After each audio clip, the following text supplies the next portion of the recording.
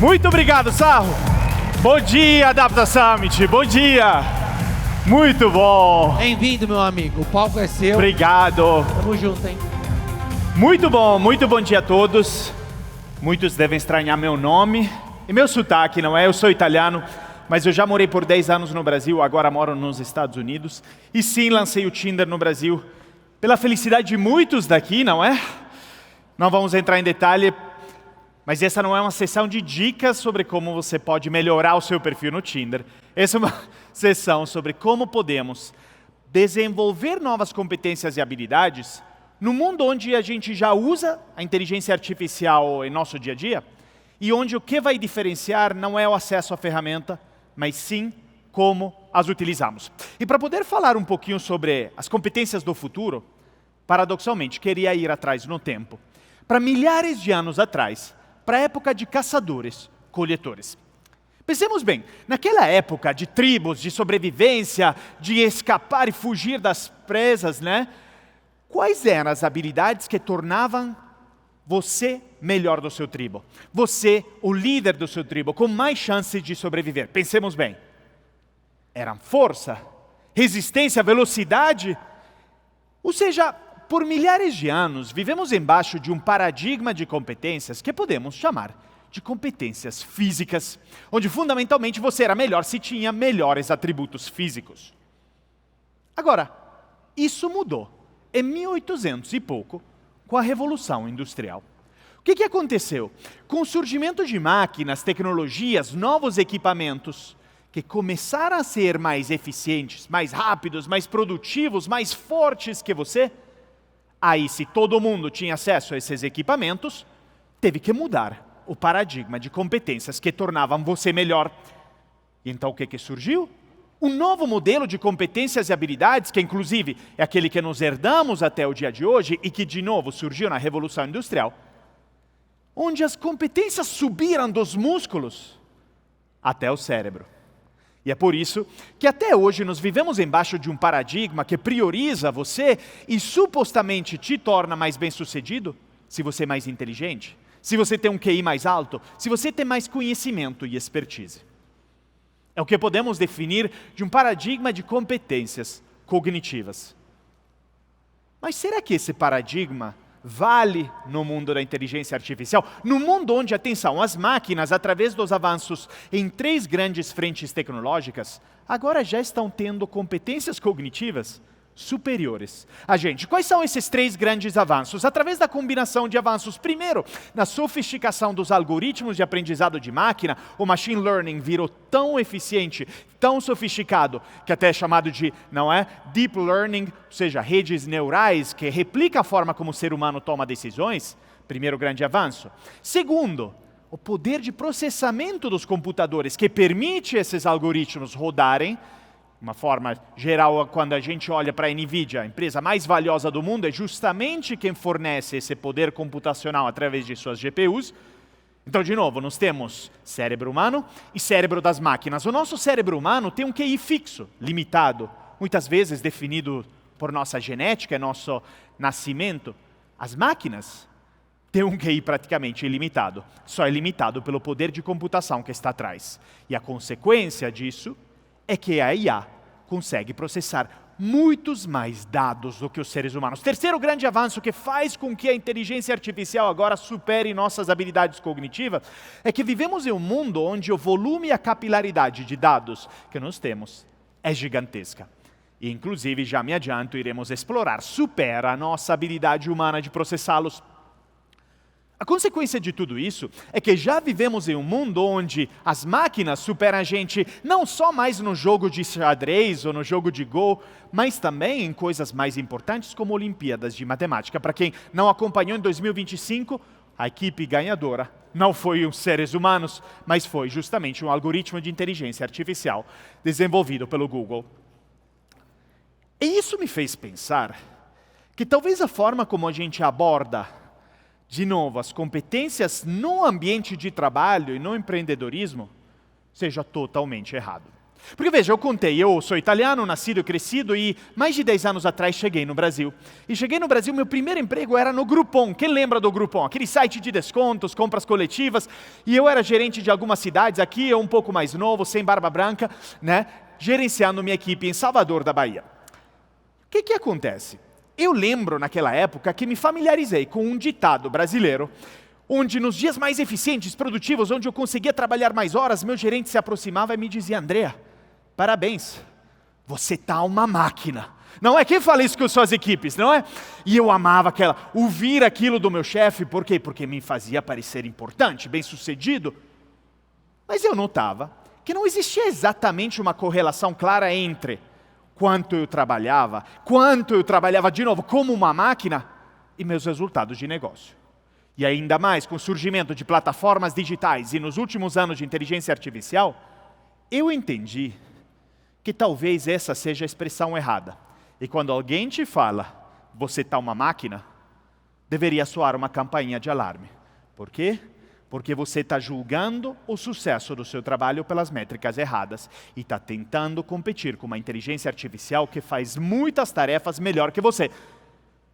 Então a provocação que eu vou trazer nesta palestra é: não seja essa máquina, você não está uma máquina, mas sim precisa desenvolver e aprimorar novas competências humanas que te distinguem da tecnologia e que não te fazem cair de novo naquela herança de uma revolução industrial onde o Frederick Taylor fundamentalmente criou um modelo educacional que hoje, né, as escolas, as salas de aulas não mudaram muito daquela época, que visa criar trabalhadores com comportamentos previsíveis. Fundamentalmente, a Revolução Industrial queria linhas de produção massiva, então as nossas escolas nos ensinam habilidades que convergem um com o outro. Onde também as escolas buscavam uniformizar competências em larga escala. Se eu sabia menos de um meu coleguinha, a minha escola, ela desenvolve esse conhecimento, aprimora, afunila. Qual consequência? Que todos pensamos e temos conhecimentos muito semelhantes um ao outro. Também um modelo educacional onde o foco é em habilidades técnicas e não tanto socioemocionais. Por quê? As socioemocionais são difíceis de medir, de ensinar, de transferir. Como que você ensina empatia, colaboração, pensamento crítico? Então, em linhas de produção, de fábricas, eram vistas como comportamentos ineficientes e eram deixadas ao lado.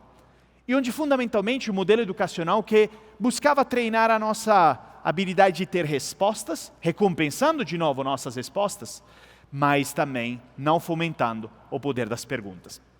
Então, hoje iremos aprender quais são as habilidades que transformam tudo isso e fazem a gente, de novo, trabalhar de forma mais humana e não como uma máquina. Quais são as habilidades que fazem a diferença no uso da inteligência artificial?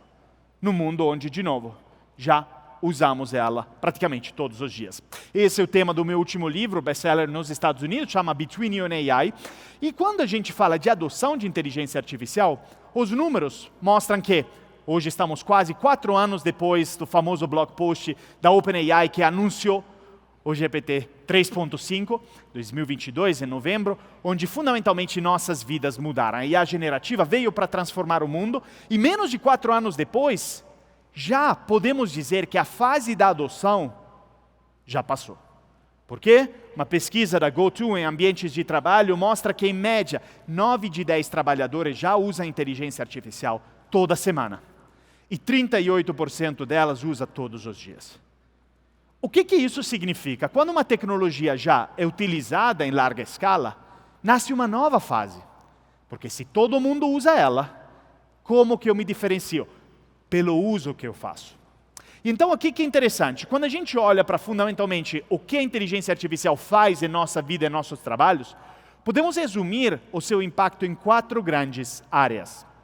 Veja, através de uma matriz que desenvolvi, se num eixo a gente coloca o grau de substituição de tarefa que a inteligência artificial começa a fazer pela gente, mas por outro lado, o grau de potencialização das tarefas que a gente continua fazendo, mas onde a IA nos ajuda. E no outro eixo a gente bota o apoio que ela nos dá nas ideias e outro, onde o apoio nos dá nas tarefas que executamos, podemos resumir o impacto da inteligência artificial no trabalho em 4 grandes áreas. A primeira é o que eu chamo do oráculo. A IA nos ajuda a substituir algumas decisões rotineiras, prevendo melhor o futuro, mas não através de uma bola de cristal, mas através da sua habilidade de analisar dados. Iremos ver em detalhe como ela faz isso. Agora, quando a gente muda, vai para baixo para o lado da ação, a IA também funciona como um piloto automático. Ela substitui a necessidade da gente desempenhar muitas tarefas de nosso dia a dia. Só que quando a gente vai para o lado direito dessa matriz, onde a IA não só faz coisas pela gente, mas faz coisas com a gente, ela começa a ser um copiloto. Igual um rally, a gente pilota, mas ela nos guia. São os agentes, são os coaches, a gente irá explorar em detalhe. Onde fundamentalmente a gente sai de um trabalho que fundamentalmente é sozinho, por mais que trabalhamos em equipes, mas onde a gente começa a ter um trabalho aumentado, como se tivesse um assistente 24 horas, 7 dias por semana. E por último, não menos importante, é o que eu chamo da tarefa do humanista. A inteligência artificial começa a substituir algumas das tarefas técnicas e conhecimentos técnicos que nós temos, para liberar mais espaço para o socioemocional.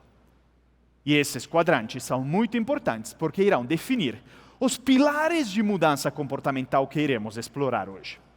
Mas antes disso, voltando um pouco a essa constatação que já meio que passou a fase da adoção da inteligência artificial, ao mesmo tempo, em menos de 4 anos desde o lançamento do ChatGPT, nós vemos muitas crenças relacionadas à inteligência artificial desmoronando e tornando-se não tão verdadeiras.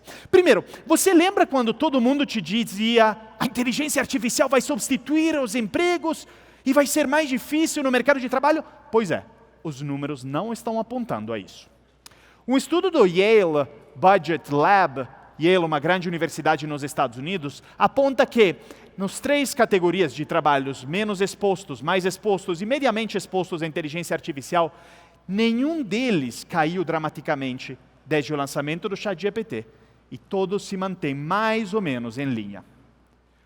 Em 2016, para quem assistiu uma famosa palestra do Geoffrey Hinton, inclusive ele dizia: não treinem mais os radiologistas, pois daqui a alguns anos não vão mais encontrar emprego. Pois bem, nós temos mais radiologistas que nunca, e a projeção até 2030 de continuar aumentando, sem falar até 2055. Então as profissões não estão necessariamente sendo substituídas, algumas delas estão até sendo complementadas. E você pode me dizer, tá, mas para tarefas mais júnior, para quem tem um trabalho que está começando, aí onde os números nos mostram que sim tem um impacto. Aqui, Stanford fez um estudo sobre o impacto na senioridade de desenvolvedores de software. E sim, para quem tem entre 22 e 25 anos, teve uma queda.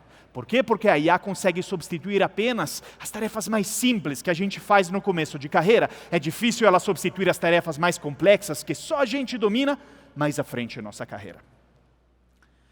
Segunda grande crença que está sendo desmistificada. Lembra quando todo mundo te prometeu que a inteligência artificial iria devolver o seu tempo e você poderia passar mais tempo com tua família, trabalhando menos?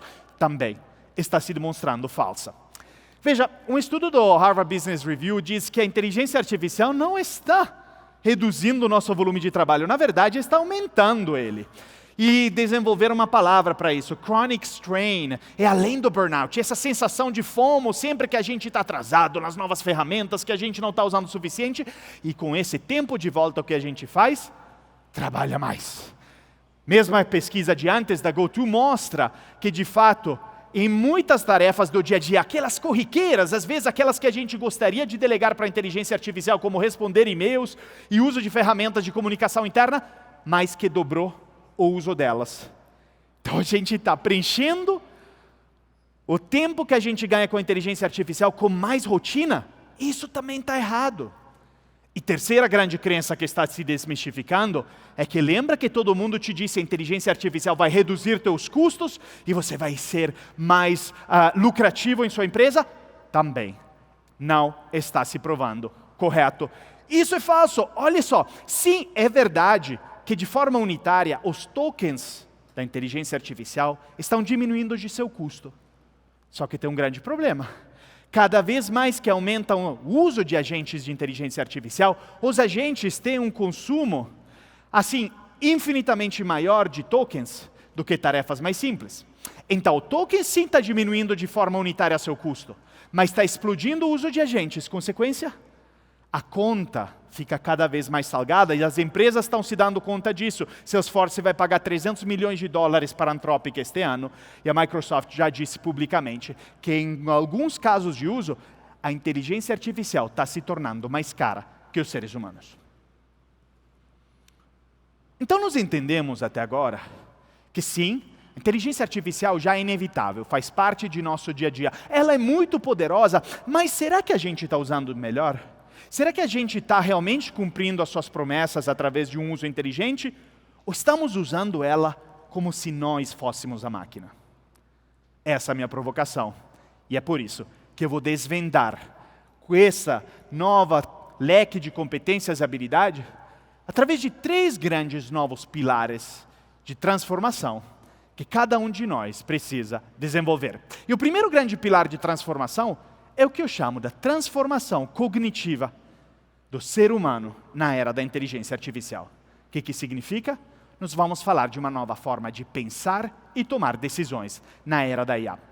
Veja, para quem é viciado em Netflix, vai reconhecer aqui um trecho do seriado britânico Black Mirror, onde no primeiro episódio da 3ª temporada se descreve um mundo hipotético e do futuro, mas não tão distante do nosso, onde, imagine-se, cada interação humana é regida por um aplicativo, onde você avalia cada etapa do seu dia a dia. Gostou do cafezinho, dá 5 estrelas, o teu vizinho esquece de te cumprimentar, dá 3 estrelas, e essa nota média fica pendurada em sua cabeça igual fosse um holograma, igual fosse uma tatuagem digital. Tudo é medido, tudo é digitalizado, tudo faz parte de uma inteligência digital. Primeiro, esse mundo não é tão distante do nosso. E segundo, qual que é a consequência de um mundo, de novo, como a gente disse, não tão distante do nosso, mas onde a gente já está online usando inteligência artificial o tempo todo? É que nós vivemos em um mundo onde os dados e o volume de dados explodiu. Olhamos, nos últimos 10 anos se gerou mais de 90% dos dados que se geraram desde o começo da humanidade. Estamos na casa de fato, 181 zettabytes agora em 2025. E quando a gente olha para a previsão até 2030, é de quase crescer 4 vezes. Só para ter uma ideia, 181 zettabytes de dados, se você armazenar em iPads e for empilhar um em cima do outro, dá 5 vezes a distância entre a Terra e a Lua. É dado pra caramba. Arrisco dizer, é dado demais para a nossa habilidade humana de processá-las. E ali, onde entra a inteligência artificial. E para poder explicar o quão difícil é processar esse volume gigantesco de informações e dados, e para mostrar o quão ruins nós somos, seres humanos, a fazê-lo, eu trouxe um pequeno exercício que a gente vai fazer juntos. E o exercício vai funcionar da seguinte forma. Eu vou mostrar para você agora nessa tela uma imagem, essa imagem, no meio da tela de computador. Se dá alguns segundos para olhar para essa imagem e tentar adivinhar do que ela se trata. Olhe bem para ela. E agora, a partir do que você enxergou, escaneie um QR Code e coloque ali o seu palpite. O que você enxergou nesta imagem anterior? O que você viu? Vamos vendo aqui, após vocês escanearem o QR Code, eu vou voltar para a tela anterior para dar a chance a todo mundo olhar de novo, tá? Você vai ver no slide a possibilidade de colocar o seu palpite e vamos ver, tem um rosto, uma mala, vamos voltando aqui. Vamos ver o que é. Uma praia, um raio-x, mapa mundi, não é. Mapa, estação de trem, esse é criativa. Até agora a maioria mapa, floresta, mão, mapa mundi ao contrário, um esqueleto, pintura rupestre. Até agora ninguém acertou, tá? Podem continuar. Tigre, tartaruga, olha, um monte de animais. Crânio, Jesus, um bebê. Globo, raio-x de crânio. Caveira. Olha, ninguém acertou até agora, tá? Podem continuar a colocar aqui. Vamos ver se alguém acerta. Gato, pedra, mulher, dinossauro. Pois bem, pessoal, olha que interessante.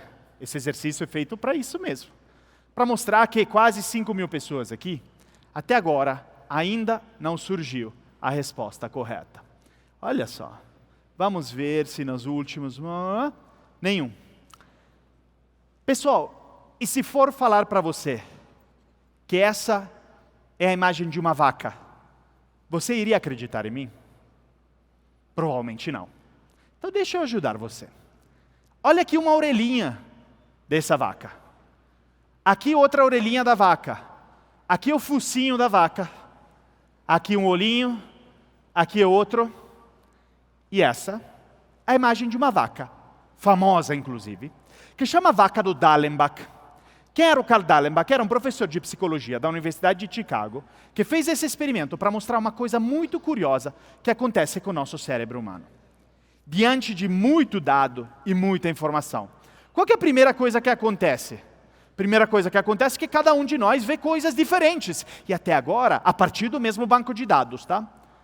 E até agora tudo bem, cada um pode ter a própria interpretação das coisas. E podemos todos ter opiniões diferentes. A segunda coisa que ele queria mostrar, entre três, a segunda, é que como vocês veem, nós somos muito ruins como seres humanos a identificar padrões em cima de dados confusos, não estruturados, complexos, que é exatamente a forma como tomamos decisões em nosso dia a dia. E é por isso que a inteligência artificial, com seu poder cognitivo e processamento de dados muito superior, consegue ganhar da gente e transformar indústrias inteiras. Olhamos para a área de saúde. Nos Estados Unidos, a Mayo Clinic, uma grande rede de clínica, já deixou de se considerar um hospital normal e se propõe para o mercado como um Smart Hospital, um hospital inteligente. Eles dizem, meu modelo de negócio do futuro não é mais tratar doenças, mas é prevenção, é longevidade. Por quê? Porque através dos dados, monitorando o meu paciente, eu consigo prevenir a incidência de doenças crônicas. Hoje a área de saúde é muito reativa. A gente vai até uma operadora de saúde quando desenvolve sintomas de doenças crônicas. Agora, um Smart Hospital muda totalmente seu modelo de negócio. E por quê? Porque um radiologista sozinho não conseguiria prevenir de tanto dado que deveria processar. Junto à inteligência artificial, consegue. E não é coincidência que, segundo o CB Insights Hospital AI Readiness Index, que é um índice que mede o uso de inteligência artificial entre hospitais, a Mayo Clinic seja número 1 no mundo. Agora, quando a gente vai até outras indústrias, uma muito interessante é a indústria de seguros de vida. Veja, Prudential, uma das maiores seguradoras de vida do mundo, fez um movimento interessante alguns anos atrás. Comprou um aplicativo chamado Vitality. Para quem não conhece o Vitality, ou para quem faz esporte, é tipo um Strava da vida. Mede tuas calorias, teus passos, tuas atividades. E a primeira vez que eu vi isso, eu pensei, nossa, que falta de foco. De uma seguradora de vida que quer entrar na área de saúde, isso não faz sentido. E num evento eu tive a chance de perguntar para eles e me disseram, André, é muito mais simples do que você imagina. A gente comprou porque queremos ter os dados de saúde de nossos segurados de vida. Porque se um segurado de vida tem um estilo de vida saudável, ele ou ela vai viver muito mais tempo e vai ser um ótimo pagador, porque não vai morrer nunca, não é? Esse é o cliente perfeito e ideal para uma seguradora de vida. O que eles fazem, então, dão descontos para quem tem estilo de vida saudável. E isso só é possível, primeiro, através do acesso aos dados, e segundo, através de algoritmos de inteligência artificial, que permitem transformar esses dados em insights em larga escala. Muito bem, então você pode estar pensando, André, o que você está me dizendo é, para a minha empresa, é coletar quanto mais dado, melhor, e com isso eu alimento a inteligência artificial e me ajuda a tomar decisões. Mais ou menos quanto mais dado é melhor, porque a inteligência artificial é só tão boa quanto a qualidade dos dados que alimentam e treinam ela. E então, se nossos dados estiverem, primeiro, enviesados, a IA só vai amplificar nossos vieses. Se eu sou uma pequena empresa que concede empréstimos e tradicionalmente eu, ser humano, decidia quem tinha que obter esse empréstimo ou não, às vezes eu tinha vieses a partir da classe social, a partir da percepção que eu tinha da pessoa. Se eu uso meus dados históricos para alimentar uma IA, a IA vai ser tão enviesada, se não mais, que eu, o meu funcionário. Se os dados estiverem completos, a inteligência artificial tende a ter problemas de generalização, que quer dizer, ela cria estereótipos. Por quê? Porque não tem the full picture. Então a gente tem que sempre cuidar e prezar por dados completos. Terceiro, se a gente não souber explicar esses dados, teremos um problema, o problema da explicabilidade da IA, o problema da caixa preta. Quer dizer, se eu também, de volta, sou uma pequena empresa que concede empréstimo e uso a inteligência artificial para decidir sim ou não, pois bem, meu cliente que for negado o empréstimo chega para mim e me pergunta por que eu fui negado, o que eu posso fazer diferente? Eu não sei explicar como funcionou o algoritmo, então aí teremos problemas de confiança com nossos clientes. E por último, se a inteligência artificial e se a gente ainda por cima não tiver a habilidade de reconhecer alucinações, pois bem, teremos grandes problemas, como uma grande consultoria recentemente, a Deloitte, teve que reembolsar $300 mil ao governo australiano, ao qual cobrou por um relatório, onde muitas referências bibliográficas estavam cheias de alucinações. O governo falou, não, eu quero o meu dinheiro de volta. Se nós não soubermos reconhecer essas alucinações que nascem de bancos de dados mal estruturados, teremos grandes problemas mais à frente. Mas voltando ao exemplo da vaca do Dallenbach, aqui a nossa vaca do Dallenbach, onde ainda muitos podem pensar, aonde está a vaca aqui, André? E está tudo bem se você ainda não enxergar, não é uma prova de QI, é feito para ser difícil.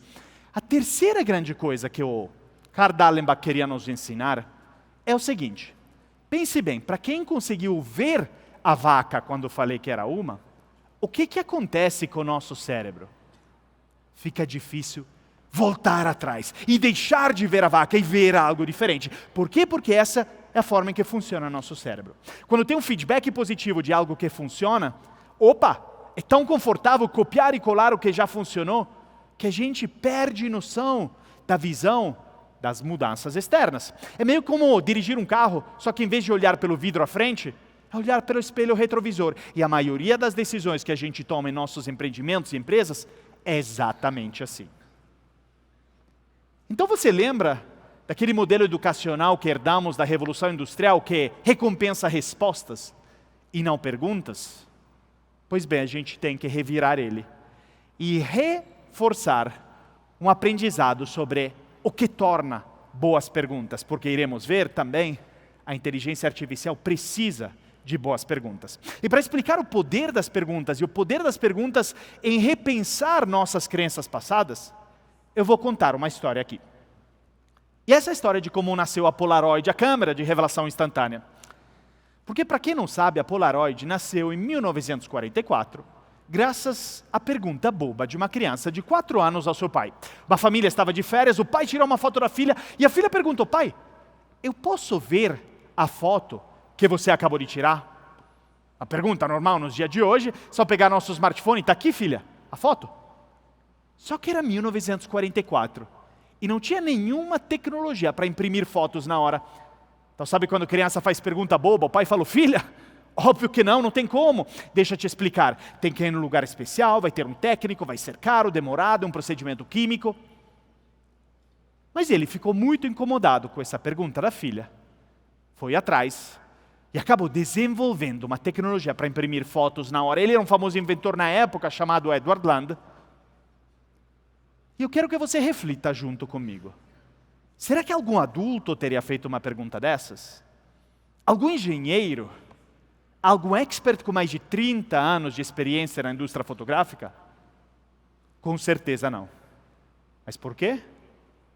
É porque já sabia da resposta. Ou seja, que não tinha tecnologia para isso. E veja bem, nós fazemos este erro todos os dias. Nós achamos que somos melhores profissionais, empreendedores e líderes por termos muitas respostas e conhecimento. Mas no mundo que muda, com uma tecnologia que muda, um cliente, um consumidor que muda e uma inteligência artificial que tem mais respostas da gente, é quase mais a nossa habilidade de fazer boas perguntas que nos define, de repensar nossas crenças, de desconstruir elas, ou de, como diria o futurólogo Alvin Toffler, de aprender a desaprender e reaprender o tempo todo.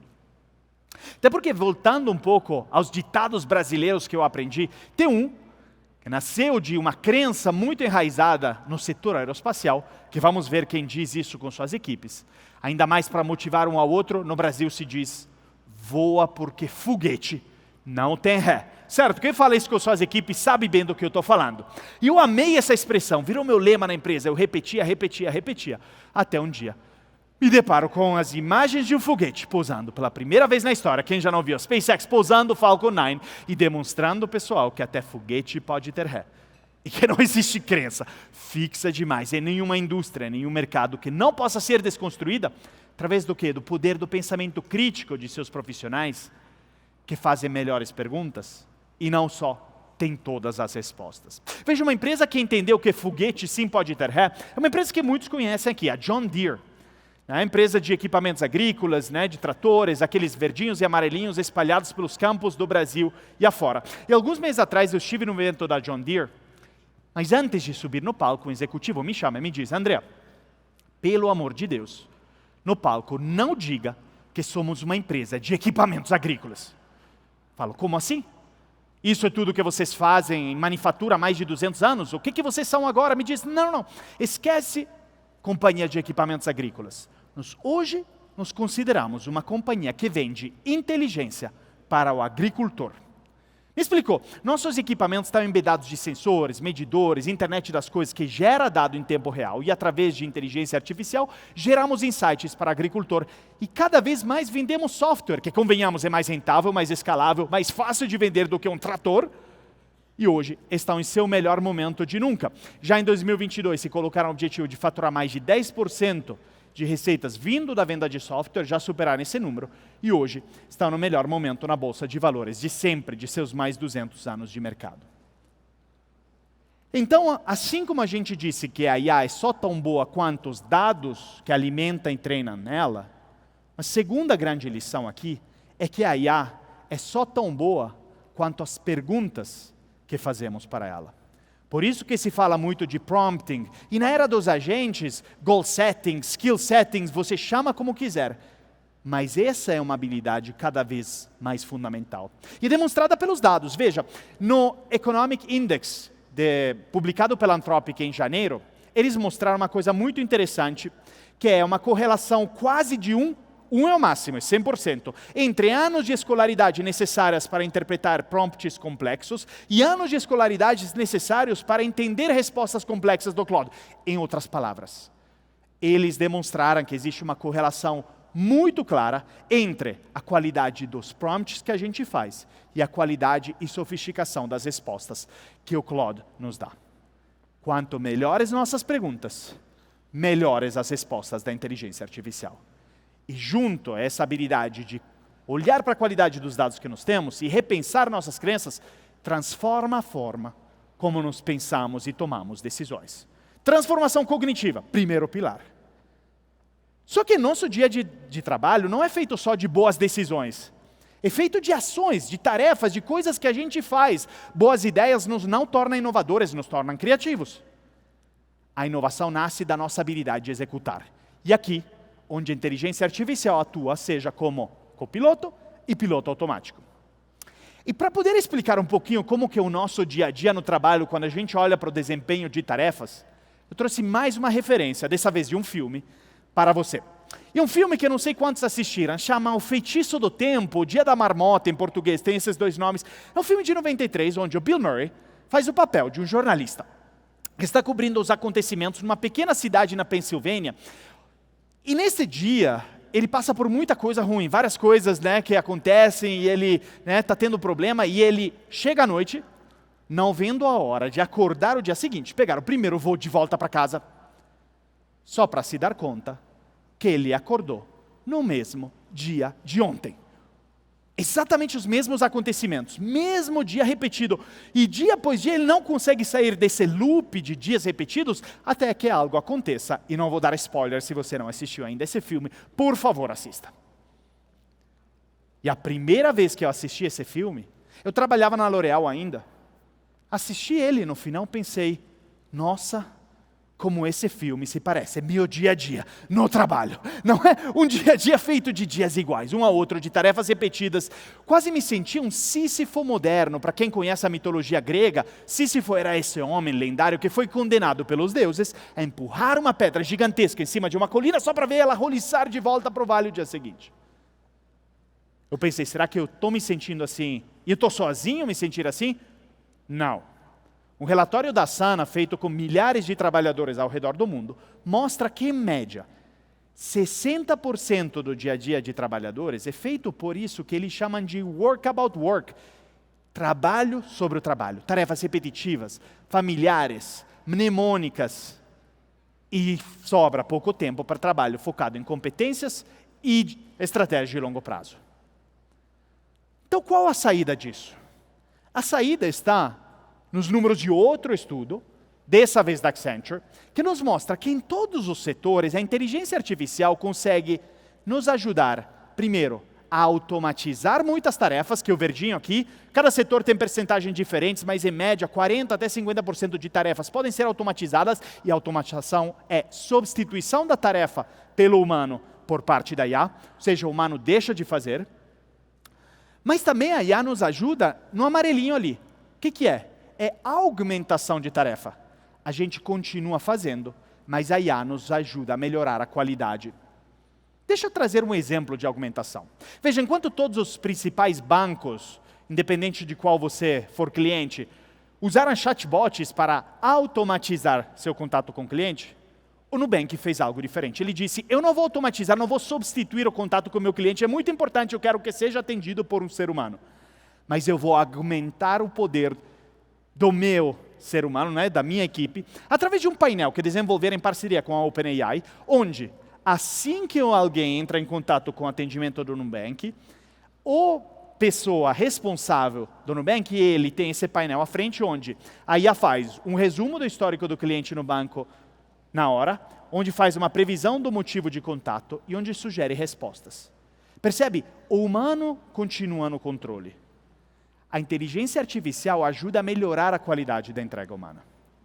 Isto é augmentação. Então, muitas vezes a gente logo pensa, a IA vai automatizar meu trabalho, vou ter mais tempo de volta. E depois aquele tempo se preenche de quê? De novo, das mesmas tarefas do Sísifo.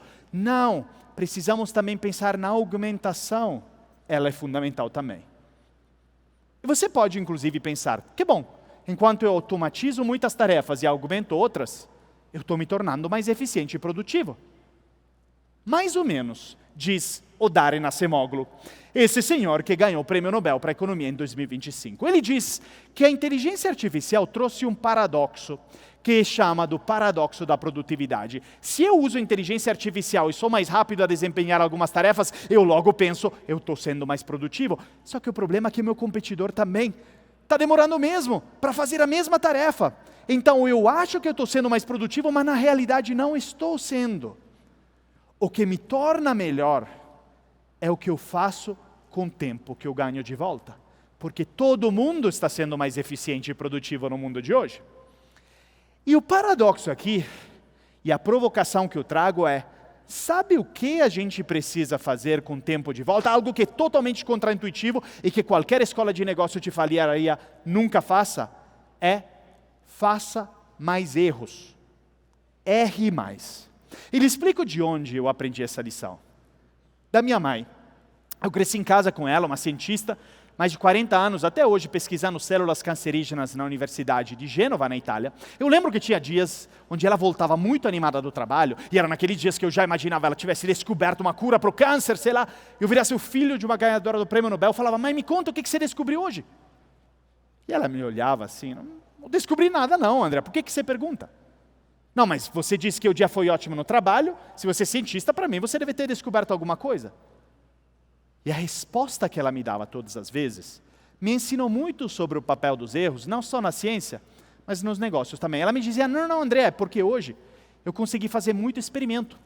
E por mais que todos falharam, eu aprendi um monte de coisas novas.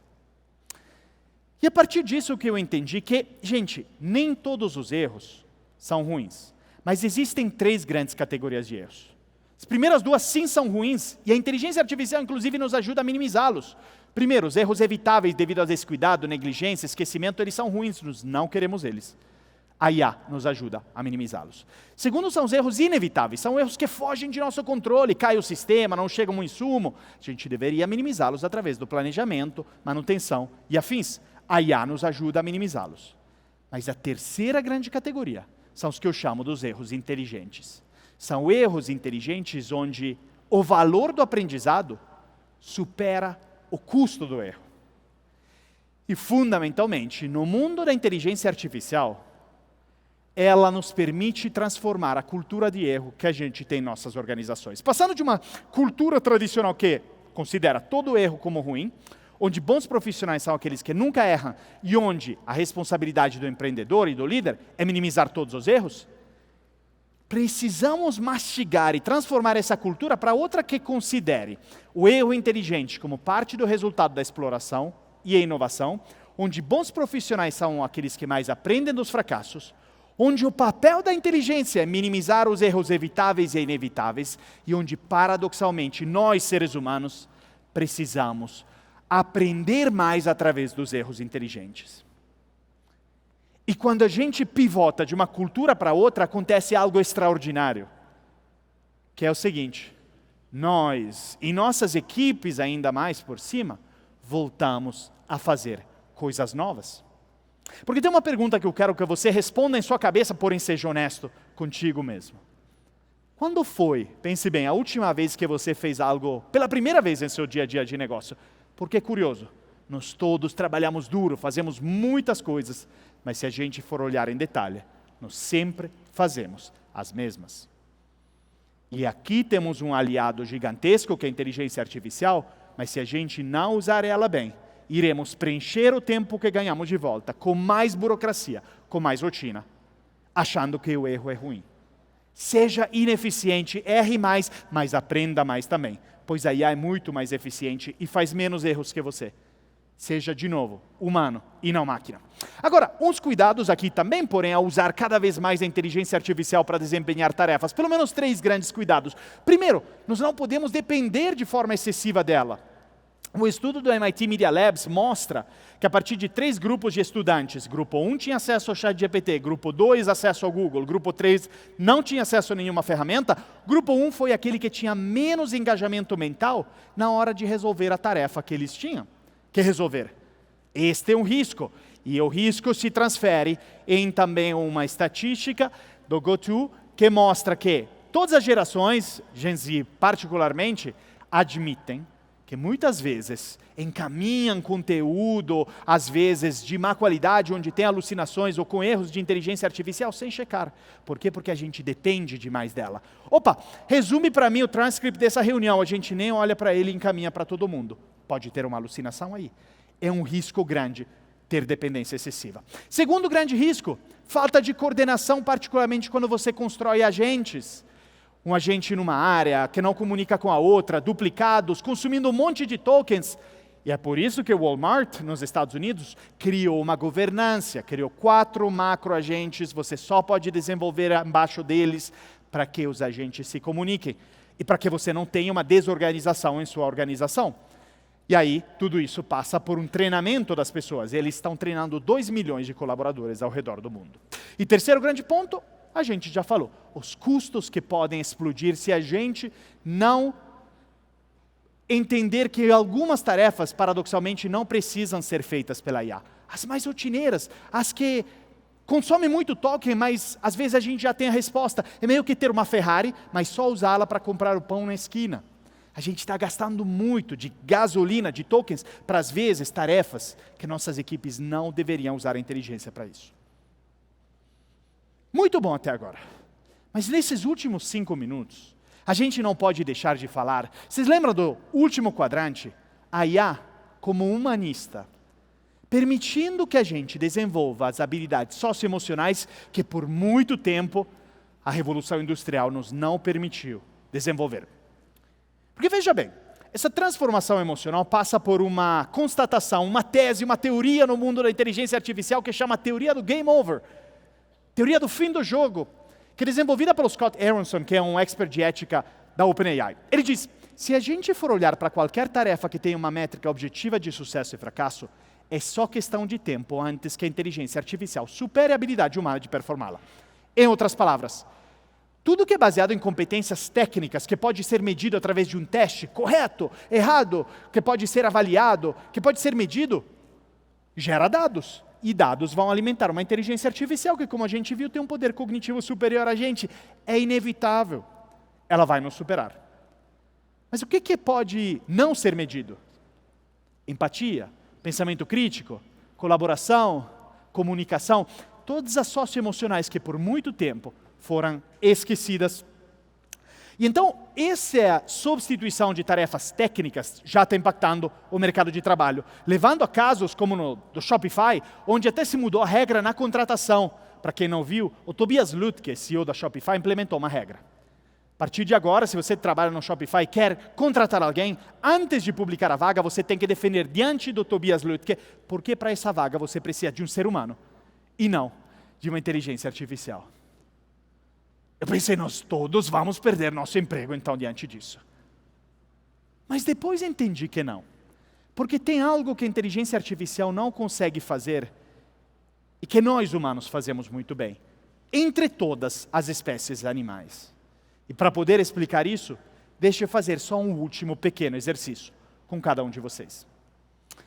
Imagine uma ilha deserta, no meio do oceano, e você vai largar nesta ilha deserta um ser humano sozinho, e um macaco. Eu quero que você pense, se você tivesse que apostar todo o seu dinheiro em quem dos dois tem mais chance de sobreviver nesta ilha deserta por mais tempo, em quem você apostaria? Vamos por levantada de mão, vamos começar. Cadê a confiança no ser humano nessa sala? Vamos ver quem votaria no ser humano, quem tem mais chance de sobreviver. Tem algumas mãos levantadas.